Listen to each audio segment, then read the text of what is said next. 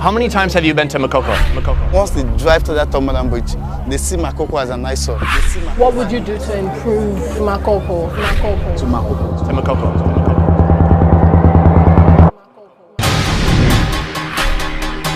Lagos, Africa's most populated city, is also home to the world's largest floating village. Look at that. The smoke is just billowing out of here. What? That's just like a big piece of plastic playground equipment. Oh man, we are in the middle of a traffic jam right now. We're causing it actually. Oh shit.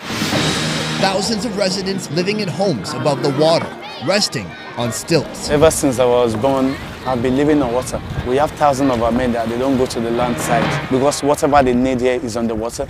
Here you'll find one of the most unique cultures anywhere. Whoa, this is like a floating grocery store right here. From the food, I feel like I snorted a jalapeno. to the local economy. We have a group of people that base in fishing. But each day, their way of life is being threatened. As big as the communities, there's nothing I can point out and say this is what the government have done. The only time the government needs us is time for election, time to vote. Welcome to the water city of Makoko.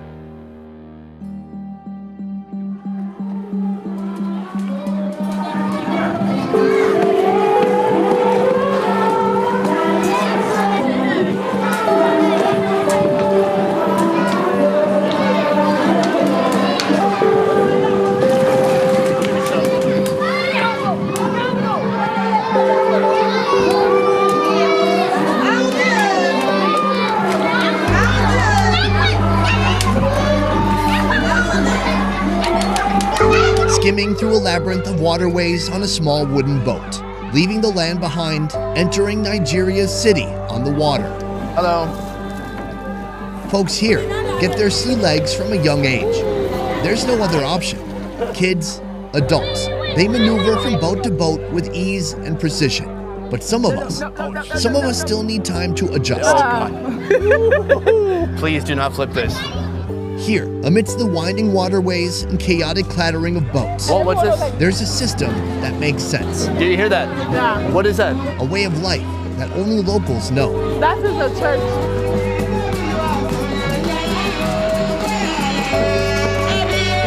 It all starts on the boats. Boatmen picking up their first passengers of the day. Fishermen preparing their nets and heading out to sea. Kids coming back from church. They have those here too. And hawkers. Whoa. Self-contained floating food markets offering goods on the go. This is like a mobile grocery store. Here she's got a little bit of everything. We got rice, flour, chilies, some instant food, noodles, onions, tomatoes, like everything here, all on one boat. It's like on land we have a lot of hawkers. So this is probably like hawking because she's moving around the houses. Oh, so she's presenting her offerings to each home. Yeah. Like a floating market, providing essential ingredients and snacks from morning till afternoon. On a good day, some can make up to 3,000 naira, around $7 US. Hello. We found another snack boat, and she has more ready-to-eat foods. Yeah. So tons of beer, water, soda. What's this one? Did you make these? They call it kokata. Can I have 2 kokata? 2, please? Oh, these look awesome. It looks like sugar keeping a bunch of nuts together. That looks delicious. Thank you. Ooh, and we're back on the road. It looks like they have honey in it. Yeah, let's try this out. Cheers! No! Yo, that's outstanding. Just like sweet, syrupy sugar holding together all these roasted nuts. I love it. I feel like we're in Venice. You know Venice? In Italy, they have the canals and they push people through the canal. Oh. It's very romantic. Oh. You don't know what I'm talking about, do you? Oh boy.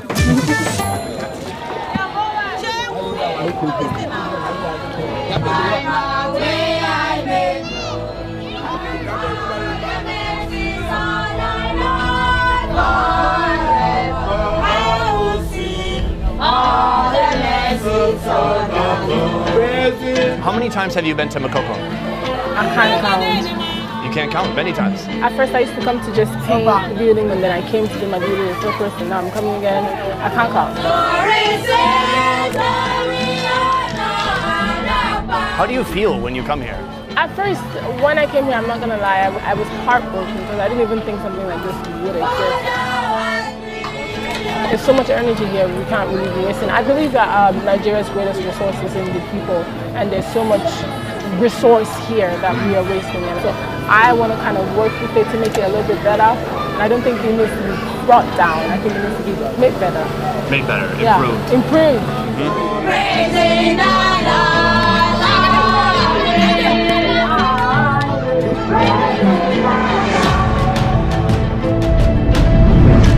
Some say it's the world's largest floating city, the Venice of Africa. Makoko was not planned, but born of human necessity. This place started as a fishing village, settled in the 19th century. Wow, what is he making? That looks awesome. Hello, look at this. Oh, for fishing. Wow. Now, it's home to more than 200,000 people. Most of the structures here rest on stilts above the Lagos Lagoon. It's a spectacle that can't be missed as you cross the nearby mainland bridge. I've been here for just a couple hours today so far. No doubt there is struggle here. But as I look around, as I look in people's eyes, as I see the kids here, like, they're smiling. Like, look at this kid. What is he on? That's just like a big piece of plastic playground equipment. Oh, yeah, it is. That's a boat. Like here, people are just finding a way to make it work. As far as I can see, life in Makoko is tough. But that sentiment isn't reflected on the faces of its inhabitants. To get a better understanding of how this place works, we've been given the opportunity to meet the man of Makoko Village. First of all, before we get into the interview, this is probably the most terrifying place I've ever done an interview. Really? Yeah, well, I'm at the edge of here. There might be some structural issues in this general area, but I think I'll be okay. I won't push you. Taiwo, thank you for joining us. Yeah, thanks for coming. Have you grown up here? Yes, I was born here on water. Taiwo's father was named Chief after Taiwo's grandfather passed away at the age of 115. Soon, he himself will be expected to take on this responsibility. How deep is the water here? It's 5 feet. I'll be okay. Yeah, so if you fall in, you're going to be this far over. If you fall in, just stand up. Are people using this water for anything? You know, this water here, we don't use it for anything. We have a borehole where we get our drinking water from. The only time we use the water is when it's raining season. The kids jump into the water to learn how to swim. That's pretty important here, I think, huh? Do you know how to swim? Yes, I do. Nice. Since you were born, you've been here in this village growing up. How has this place changed since you were a kid? We have a bar where we catch fun on every Sunday. We go there to dance. Okay. If you want to barb your hair, we have barbing salon, hair stylist. But the changes I can ever see so far is the kids going to school. Because before, we don't go to school. Living on water is part of our culture. Everybody based on fishing. When your dad is going out for fishing, you go with your dad, you learn how to fish. Fishing is a primary means of livelihood for the Makoko community. This single industry drives the economy here, so it's an essential generational skill for nearly everyone. The women work the market, the men work the boats, cruising into the ocean, dropping their nets, and bringing back something to sell.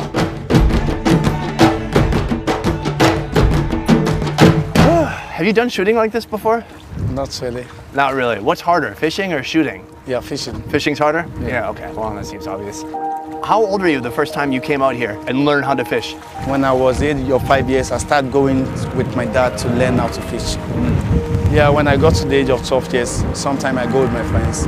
When I got married, my father had to tell me to go on my own, so that whatever money I make, it has to be me and my wife. Ah, okay. In a good day, how much fish is a fisherman bringing in? When it's raining season, we make much money. But right now, if you go in this time, you make like 10,000, 7,000, sometimes 5,000. Like 20 bucks a day? Yeah, because we have a lot of people into fishing now, lots of them. In this process, I can say the women make much money than the men. So we just have to come back with the fish. So we give the fish to them, so they take it to the market. If the price change, they know that's in the market. We don't know about it. So when we come back, we scale the basket for them 2,000. So they pay us our money 2,000. So they can go outside and sell it 10,000, 5,000. That's not a problem. So the men work the boats and the women work the markets? Yes, the market.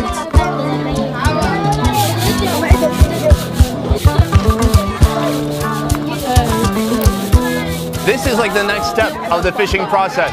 After you net the fish, you come here to a smokehouse. When I was on the second floor looking across Makoko, there's smoke coming up everywhere. Are these smokehouses everywhere? Yeah, you know, like I said, as Makoko is a fishing village.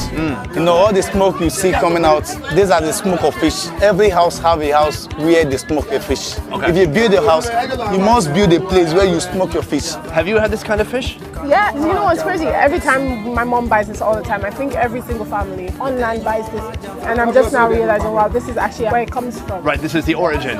Yeah, how are you doing? You seem a little sad, like you're tearing up. I have very sensitive eyes. Oh, the smoke. Oh, I thought you were getting emotional about smoked fish. I am actually getting. What kind of fish is this? This one, we call it banla.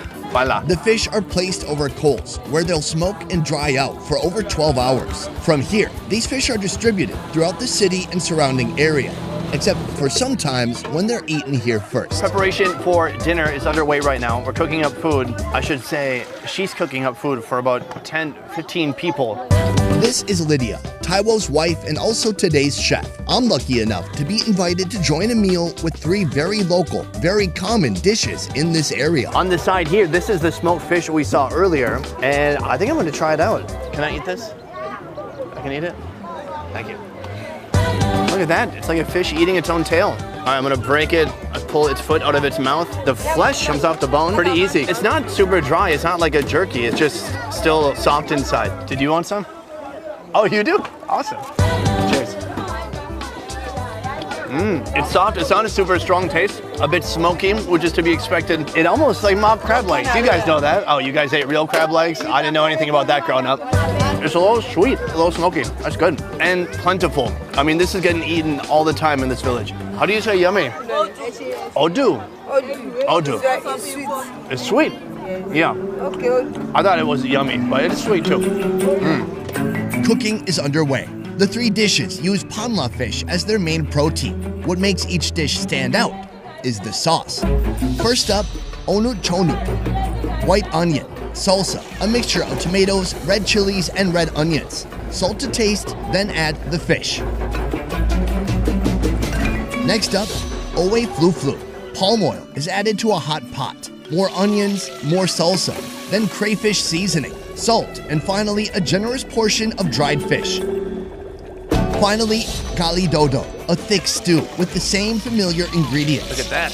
But this time, she adds even more onion, water, dried fish, and cassava flakes, mixed and boiled until it becomes thick.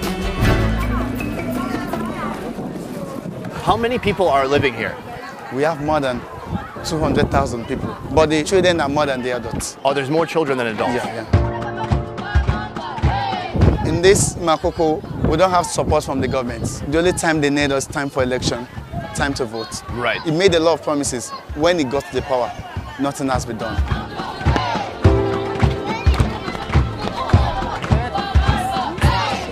Hygiene, pollution, poverty.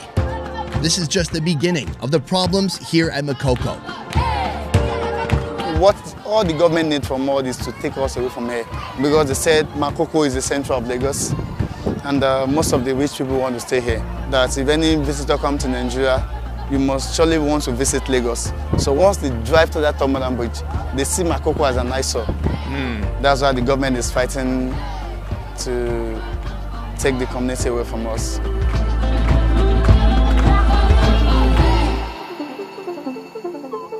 The government and this village are at an ongoing standoff.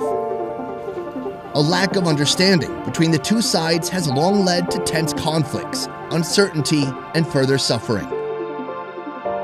There's no doubt this is a special place, uniquely full of energy. It has its own color and culture, built by a resourceful, perseverant community. These tough conditions have produced tough people. But still, all people need opportunity to thrive. Amen. Let us spoon go down. Yeah. Okay, yes. Yeah, take it from the bottom. It smells fantastic. Eshema. Eshema. That means thank you. Oh, thank you, Eshema. Yo, hold on. There's some food under the table. What is it? But we call it kana. Kana. Ah, it's like maize. Yeah. Oh, so this is gonna be like my fork, my spoon, my knife is right here. Yeah. Right? So I can just grab a piece like that, scoop up some fish, scoop up some oil. Whoa. Oh man, that is spicy though. That's delicious, but that is spicy. Oh, I like spicy. I like spicy too, but man, I feel like I snorted a jalapeno. You like this one? The fish is so good. It's so intense, but it's got like smoky, meaty fish and then a ton of spice to it. Is that your second bag? Ah, that's the shit right there. Okay. Do you know everyone in this village? Everybody. So every time you're going down the street here on your boat, it's all people you know, friends, family. You see, when I'm going, people start calling me Taiwo. How often do you have everybody like this? That's when we have a party. Oh, it's a party now. I'm here.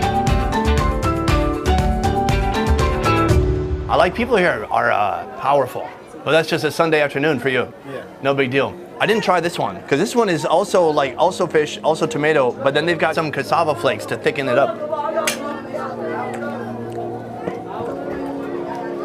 Bro, that's delicious. This is no joke. I thought I loved this one, but I love this one more. Really? I'm cheating on this one with this one.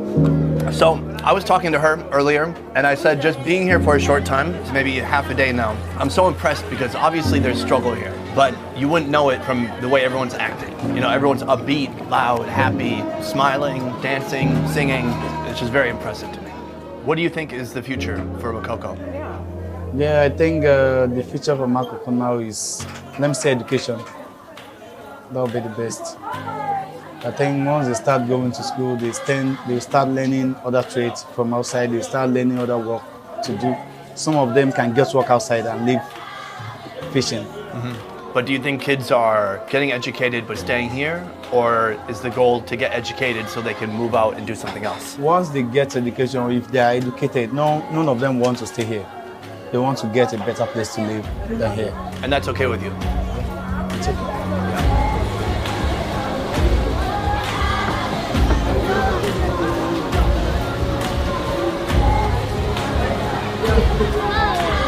The people watching this video, is there anything they can do to help? I think the first thing is they should support the community with a boat that we can use in cleaning up the community.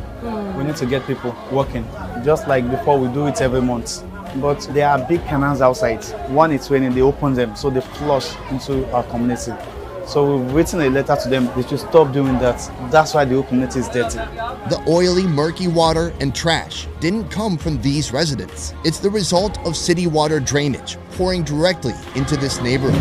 Barack Obama, the president, they said the money was sent to Makoko to develop the whole community. We said we didn't see it. So when they got to the council, they said they don't know about the money. So right now, strangers come that want to help the community. What we do is that we tell them to come directly, not to go through the government. Right. Because once they go through them, they will tell them to submit the money. Once they give them the money, it disappears. Yeah.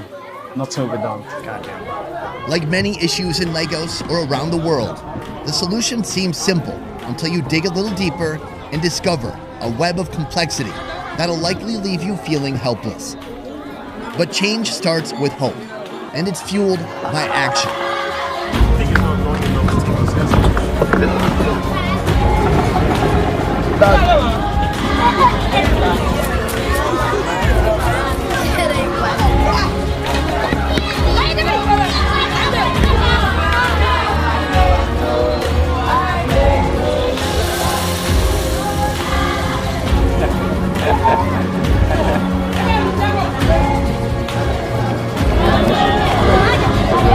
This is probably the coolest, most remote, unusual bar I've ever been to in my life. I like the vibe in here. Right, it's a good vibe. So last time you were here, you were actually contributing by doing some art. Yeah, and I painted that tiny little squares. That's a nice contribution. Yeah. What kind of deeper look did you get today that you missed when you were here last time? A lot of things that I didn't fully understand until now. Obviously, I know now where the dirt is coming from. It's not their waste, but it's the waste that's coming in from the Right, it's other people's waste. Yes. Is there something you personally want to do? Oh, ever since I've come here, my plan is to clear up the city. I don't want people to come here and tell them to move because it's not as clean. I want people to come here and see Makoko as a part of the good things that our country has. It might take time, but I hope that I have the patience and the consistency to keep going as I have since I found it until now. I think it's definitely an enormous task, but absolutely it's a place worth putting resources into. Cheers. Cheers. Yeah, thank you.